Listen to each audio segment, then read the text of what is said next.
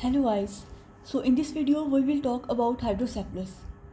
Hydrocephalus क्या होता है, उसकी कौन कौन सी टाइप्स होती हैं और उनमें क्या क्या एबनॉर्मेलिटीज़ आती हैं. So let's start. हाइड्रोसेफलस जो है ना, that is the increase in the CSF volume.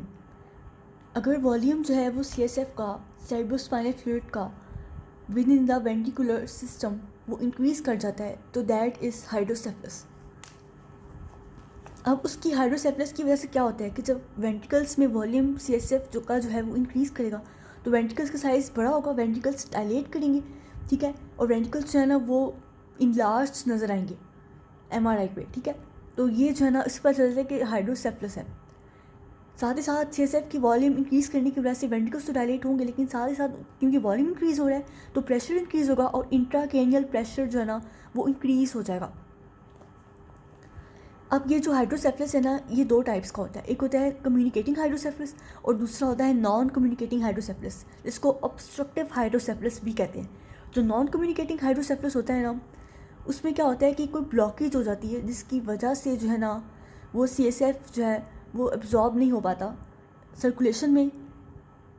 CSF की सर्कुलेशन प्रॉपरली नहीं होती वेंट्रिकल्स में किसी भी वजह से. जैसे कि अगर हम बात करते हैं एक्विडक्ट की, ठीक है, एक्विडक्ट ऑफ सेल्वियस की, तो अगर उसकी स्टेनोसिस हो जाती है या फोरामेन ऑफ मोनरो की ब्लॉकेज हो जाती है किसी भी ट्यूमर की वजह से, किसी सिस्ट की वजह से. फोरामेन ऑफ मोनरो होता है between the lateral ventricle and the third ventricle, ठीक है. लैटरल वेंट्रिकल और थर्ड वेंट्रिकल के जो बिटवीन होता है ना वो होता है फोरामेन ऑफ मोनरो, और थर्ड वेंट्रिकल और फोर्थ वेंट्रिकल के बिटवीन जो है ना वो होती है सेरिब्रल एक्विडक्ट. और फिर फोर्थ वेंट्रिकल से आगे जो है ना वो वहाँ पे दो होते हैं फोरामेन ऑफ, एक होता है फोरामेन ऑफ मेजेंडी और दूसरा होता है फोरामेन ऑफ लश्का. तो इसमें जो है ना वो ये रहा है कि अगर बात करें सेरिब्रल एक्विडक्ट की जो बिटवीन थर्ड वेंट्रिकल और फोर्थ वेंट्रिकल के दरमियान थी, और साथ में हम बात करें अगर फोरामेन ऑफ मोनरो की जो between the lateral ventricle and third ventricle था, ठीक है, तो उसकी अगर कोई ब्लॉकेज हो जाती है ना तो CSF सर्कुलेट करता है ना, वो अपना सर्कुलेट नहीं करेगा और वो वहाँ पे ब्लॉकेज की वजह से जो है ना CSF सर्कुलेट ना करने की वजह से CSF जो है ना वो वहाँ पे उसका लेवल इंक्रीज़ करेगा, CSF का वॉल्यूम इंक्रीज़ होगा, वो प्रेशर भी इंक्रीज़ करेगा, वो वेंट्रिकल्स को डायलेट भी कराएगा और वो हाइड्रोसेफलस भी कॉज कराएगा. नॉन कम्युनिकेटिंग हाइड्रोसेफलस होता है ऑब्स्ट्रक्शन की वजह से, यानी कि किसी ट्यूमर, किसी सिस्ट की वजह से ब्लॉकेज हो गई है इसकी जो है ये फोरामेन्स की, foramen of Monro, cerebral aqueduct, इसकी वजह से CSF आगे की तरफ नहीं जा रहा, क्योंकि CSF जो वो ड्रेन करता है ना from the lateral ventricle to the third ventricle to the fourth ventricle, और फिर वहाँ से आगे वो स्पाइनल कॉर्ड में जाता है और स्पाइनल कॉर्ड से फिर वो आगे जो है वो सब एरेक्नॉइड ग्रैन्युलेशंस के थ्रू जो है वो आगे चला जाता है सैजिटल साइनस में, वहाँ से इंटरनल जुगुलर वेन में चला जाता है. तो हो यही रहा है कि उसकी जो है ना अब्जॉर्प्शन नहीं हो पा रही. क्यों नहीं हो पा रही? क्योंकि वहाँ पे ऑब्स्ट्रक्शन है. तो जब भी किसी ट्यूमर की वजह से, किसी सिस्ट की वजह से, फोरामेन ऑफ मोनरो की या सेरिब्रल एक्विडक्ट की ऑब्स्ट्रक्शन होगी तो उसकी वजह से जो भी हाइड्रोसेफलस होगा, जो पीछे CSF का वॉल्यूम इंक्रीज़ करेगा, उस इंट्राक्रैनियल प्रेशर इंक्रीज़ करेगा, वेंट्रिकल्स डायलेट करेंगे, हाइड्रोसेफलस होगा, वो सब कुछ जो हो रहा है ना वो उसको हम कहते हैं नॉन कम्युनिकेटिंग हाइड्रोसेफलस या ऑब्स्ट्रक्टिव हाइड्रोसेफलस, ठीक है. नॉन कम्युनिकेटिंग हाइड्रोसेफलस या ऑब्स्ट्रक्टिव हाइड्रोसेफलस कौन सा है? जिसमें ऑब्स्ट्रक्शन हुई है और उस ऑब्स्ट्रक्शन की वजह से कोई कम्युनिकेशन नहीं हो रही, ठीक है. अब जो है ना बात करते हैं सेकंड टाइप की, that is communicating hydrocephalus. Communicating hydrocephalus होता है ना, इसमें क्या होता है कि जो CSF है ना उसकी ना किसी भी, जैसे कि कोई भी जो है ना कह लें कि कोई मेनिंजाइटिस हुआ है और उस मेनिंजाइटिस की वजह से जो है ना वो जो है वो CSF की जो है एब्जॉर्प्शन प्रॉपर्ली नहीं हो पा रही बाय एरेक्नॉइड ग्रैन्युलेशंस, जो कि CSF को एब्जॉर्ब करते हैं ना और आगे से लेके जाती हैं सैजिटल साइनस में, सुपीरियर सैजिटल साइनस में.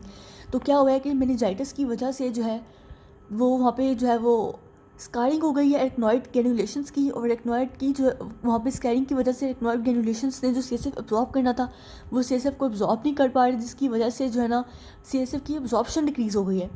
तो जब भी इस तरह का सीन होगा कि कोई मेनिंजाइटिस हुआ, उसकी वजह से वहाँ पे स्कारिंग हो गई, फिर उस स्कारिंग की वजह से एरेक्नॉइड ग्रैन्युलेशंस की स्कारिंग की वजह से वहाँ पे एब्जॉर्प्शन नहीं हो पा रही, और CSF जो है वो वॉल्यूम एब्जॉर्ब ना होने की वजह से वो जब वहाँ पे एक्यूमुलेट होगा CSF का वॉल्यूम बढ़ेगा, सेरिब्रोस्पाइनल फ्लूइड का वॉल्यूम बढ़ेगा, तो वो जो है वो वॉल्यूम की इंक्रीज़ की वजह से प्रेशर इंक्रीज़ करेगा और हाइड्रोसेफलस कॉज कराएगा।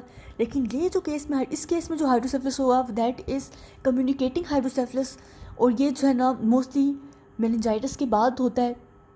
इसमें भी इंट्राक्रेनियल प्रेशर इंक्रीज़ तो करेगा, लेकिन इसमें साथ ही साथ क्या होगा कि पेपिलिडीमा होगा, ठीक है। पीछे जो आइज़ हैं, ठीक है, वहाँ पे भी प्रेशर इंक्रीज़ कर रहा है तो पेपिलिडीमा होगा साथ।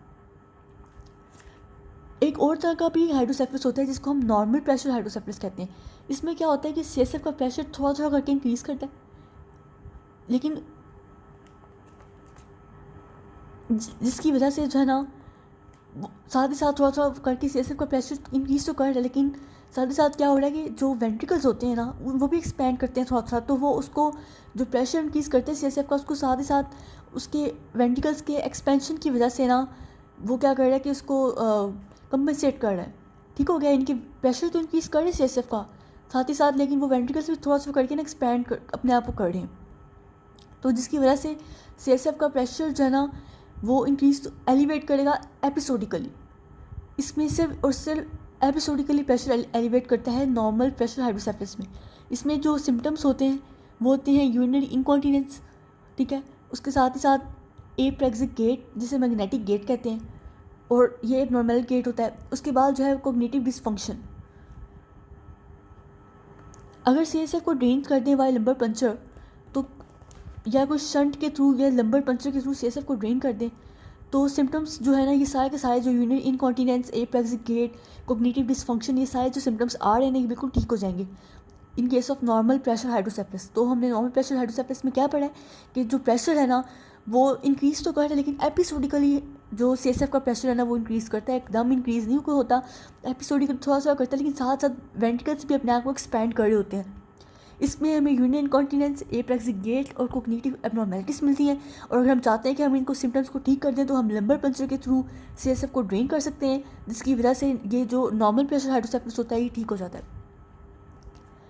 एक होता है एक्स वैक्यूम वेंट्रिकुलोमेगैली, ये एक ना हाइड्रोसेफलस माइमिक्स इसको कहते हैं। इसमें क्या होता है, हमें लग रहा होता है एमआरआई पे कि हाइड्रोसेफलस है, लेकिन वो हाइड्रोसेफलस नहीं होता, मतलब कि इंक्रीज सीएसएफ नहीं हमें होता, बल्कि क्या होता है कि ब्रेन का जो टिश्यू होता है ना वो और जो न्यूरॉन्स होते हैं वो डैमेज हो गए होते हैं, जिसकी वजह से न्यूरॉन्स के डैमेज होने की वजह से और ब्रेन की टिश्यू के डैमेज होने की वजह से वहाँ पे जो एरिया होता है ना वो कम हो जाता है। तो हमें लगता है कि वेंट्रिकल्स का साइज़ बड़ा हो गया और सीएसएफ जो है वो ज़्यादा है, उसका वॉल्यूम, इंट्राक्रेनियल प्रेशर है और हाइड्रोसेफलस है।